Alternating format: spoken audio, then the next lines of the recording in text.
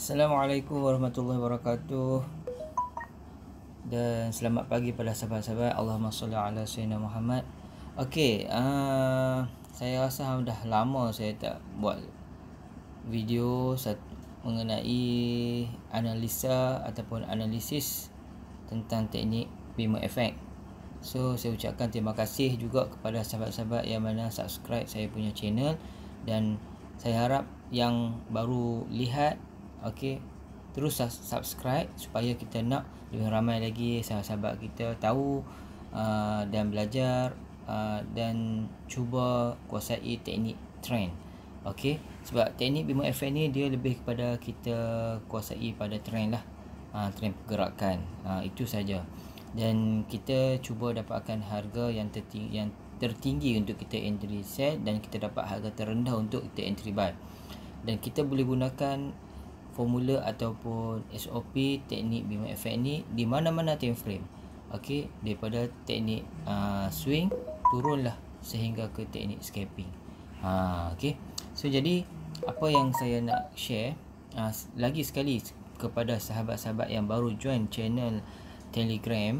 Okey, saya punya, mungkin dia orang dah tengok video-video yang lepas, ada yang faham dan ada yang masih lagi kita kata kurang jelas. Jadi apa yang saya nak terangkan di sini adalah mengenai basic teknik Beamer Effect, yang mana kita akan bermula dengan menggunakan SOP untuk kita dapatkan gerakan trend terkini, okey, bagi sesuatu pair. Dan sekarang ni saya tengah buka pair gold. Okey, untuk pair gold kita akan tengok ke mana dia akan pergi. Okey. Jadi yang pertama sekali, apa yang perlu kita buat adalah kita mesti mencari di mana berlakunya persilangan di antara pair-pair, di antara pergerakan RSI dan MA. Tetapi saya tengok setiap ada yang PM saya, banyak yang PM saya tanya kenapa bila kita gerakkan chart kita MA tadi bergerak. Ya, betul, memang dia bergerak. Okey, memang bergerak. Cuma di sini bagaimana saya nak bagi tahu di mana yang validnya kita gunakan MA tersebut. Okey, MA tersebut. Okey. So di sini kita tengok dalam keadaan pergerakan, okey, kita tengok dah ada kan. Contoh di sini kita nampak apabila handphone kita menegak, so kita nampak ada di mana ada pergerakan dan ada cross berlaku di antara RSI dan MA. Dan kita cuba letak dulu untuk pastikan adakah valid kita punya SOP dari segi kita nak dapatkan bentuk trend ataupun pergerakan trend tersebut. Okey, yang pertama sekali kita perlu masukkan line vertical. So kita cari bucu yang berdekatan dengan cross berlaku. So di sini saya nampak ada satu bucu yang terdekat, tapi bucu dia tak apa cantik. Okey, tak apa, kita cuba letakkan dulu. Yang pertama kita letakkan vertical line di arah bucu menghala ke atas. RSI tadi bucu menghala ke atas untuk kita dapatkan trend. Sebab apa? Apabila kita tengok di sini MA dan RSI berada di area 70 hingga 90 akan berlaku trend sell pula. Okey, apabila dia berada di area ataupun di zone 70, 80 dan 90, so standby untuk kita ambil sell. Dan sebaliknya apabila RSI dan MA berada di area 30 hingga 10, bermakna akan berlaku trend buy. Itu formula dia.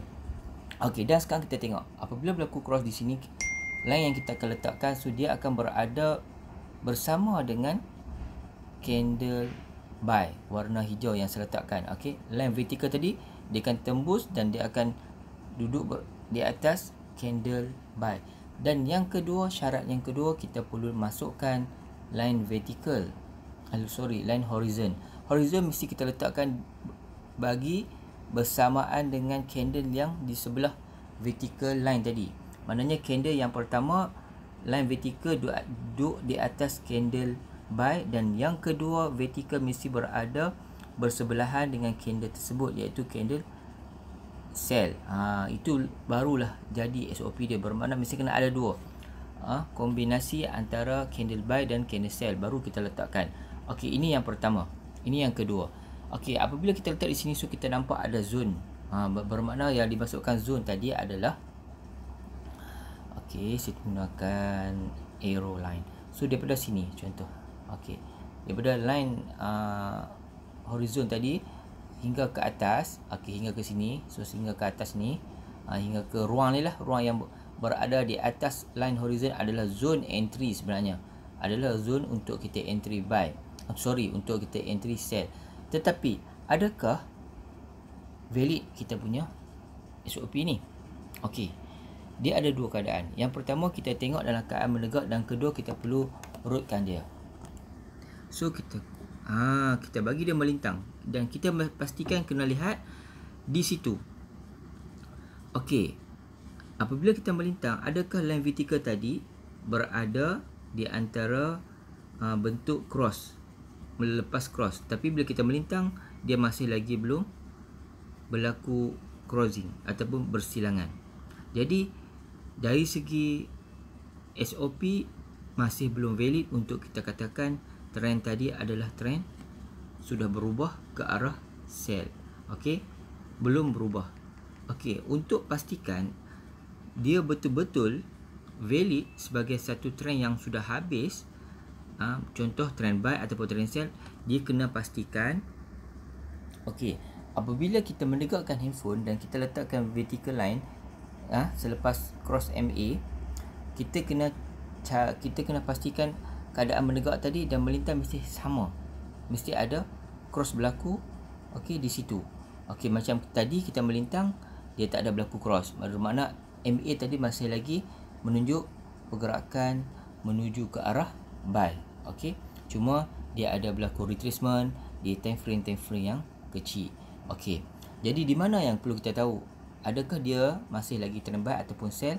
So kita scroll ke belakang. Okay, kita bawa kita punya vertical line, so kita cari. Okey, di sini kita nampak. Okey, di sini kita akan nampak. Okey, cuba kita lihat. Okey, saya letakkan vertical dulu di atas line MA. Okey, nampak tak line MA tadi tidak bergerak? Nampak tak? Dia melekat di 10. Itu bermakna di line 10. Itu bermakna adalah tanda bahawa MA tadi sudah lengkapkan trend sell dan sudah berubah kepada trend buy. Dan untuk under the sleep mode, release by pressing key of the end or the play and pause key. Okey, untuk dapatkan trend tersebut, betulkah perubahan trend, kita perlu cari okey, pucu yang berdekatan dengan MA yang melekat di line 10 tadi. So di sini saya nampak, okey, kita boleh letakkan di sini. Okey, nampak tak saya letak pada 23/9. Okey, dan apabila saya letak di sini, kita masukkan macam biasa, macam saya cakapkan tadi, letakkan line horizon di bawah body, bukan di ujung shadow. Okey, saya delete dulu. Okey, saya delete. Okey, so di sini kita nampak ada zone kan. Okey, 23 hari bulan dan price tadi di atas line horizon 1861.56 adalah zone yang mana kita nampak adalah ke bawah tadi. Okey, itu adalah zone untuk kita dapatkan entry. Bukan kita entry di atas line horizontal. Kita mesti entry di bawah. Sebab apa? Di sini kita nampak, okey, trend sudah habis. MA tadi sudah melekat di 10. Okey, untuk confirmation kita mesti melintangkan dulu dan kita tengok betul ke di situ. Kita nampak sekarang. Cuba kita tengok. Apabila kita melintangkan, okey, keadaan persilangan ataupun cross tadi berlaku betul dengan saya letak vertical tadi bersebelahan. Macam permulaan tadi saya letak di atas di area 70, MA tadi berada di bawah dan tiada cross pun berlaku. Okey, hanya keadaan menegak. Jadi untuk dapatkan validnya pergerakan tersebut masih lagi trend buy ataupun sell, selepas kita buat analisa melalui menegakkan handphone, dan kita perlu melintangkan juga supaya kita nak pastikan tempat yang kita letak tadi adalah sama. Okey, pastikan sama. Kalau tak sama, bermakna akan berlaku penukaran trend tetapi hanya seketika sahaja disebabkan ada berlaku retracement di time frame yang lebih kecil. Okey, kena faham di situ. So sekarang kita dah dapat. Kita nampak sekarang. Okey, apabila saya letakkan vertical pada 23 hari bulan 9 dan line horizon 1861.5 adalah line. Ini adalah area yang paling terendah. Jadi price tadi dia tak dapat melepasi terlampau jauh. Okey, sebab apa? Dia dah habis. Dan MA tadi pun kita tengok kan tak bergerak. Itu adalah yang valid.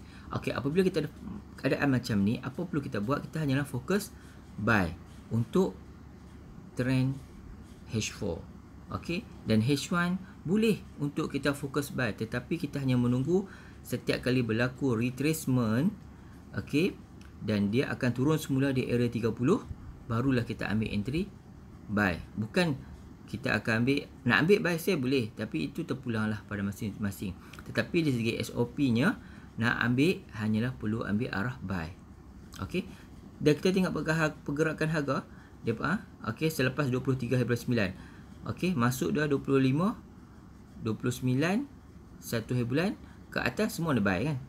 Cuma dia ada berlaku di sini sikit. Okey, jom kita kali balik menegak. Okey, hanya berlaku keadaan di sini sahaja yang ada penurunan disebabkan ada news berlaku. Okey, di sini sahaja.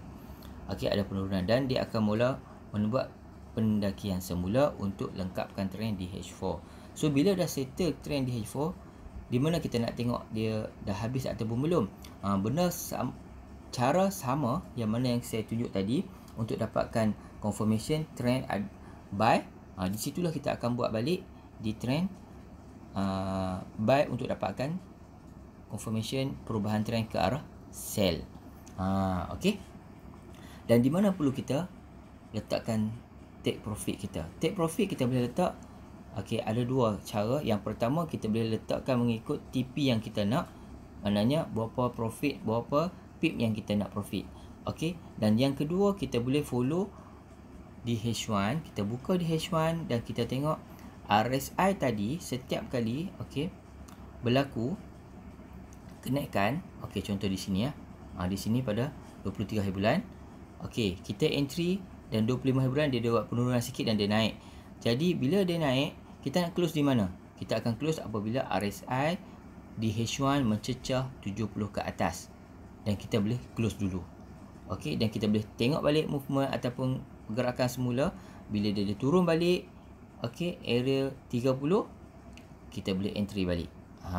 Dan arah yang sama buy, bukan arah sell lah. Kita entry buy. Itu adalah SOP yang saya sebut yang ada dalam teknik Boomer Effect. Okey, itulah yang saya cuba terangkan lagi dan lagi. Jika kita dapat fahami teknik trend, okey, kita nak trade di mana-mana time frame, untuk scalping ke, untuk intraday ke, ataupun apa saja kita boleh buat. Sebab apa? Kita dah tahu di mana ke mana trend dia berlaku dalam tempoh berapa minggu ataupun dalam tempoh 1 minggu pergerakan. Okey, saya rasa setakat dulu. Saya harap apa penerangan yang saya bagi ni jelas dan faham. So selepas ni ada apa-apa masalah kurang jelas, so boleh PM saya, kita akan terang lagi. Dan kalau boleh saya nak screenshot, tunjuk kat saya di mana yang tak faham. Lakarkan bulatan di mana yang tak faham. So saya akan tolong jelaskan. Okey, insya-Allah saya harap apa yang saya sampaikan dapat membantu serba sedikit sahabat-sahabat mendapat setup, okey, dan dapat memberi satu keyakinan dalam trading. Okey, insya-Allah ada masa kita akan jumpa lagi. Assalamualaikum.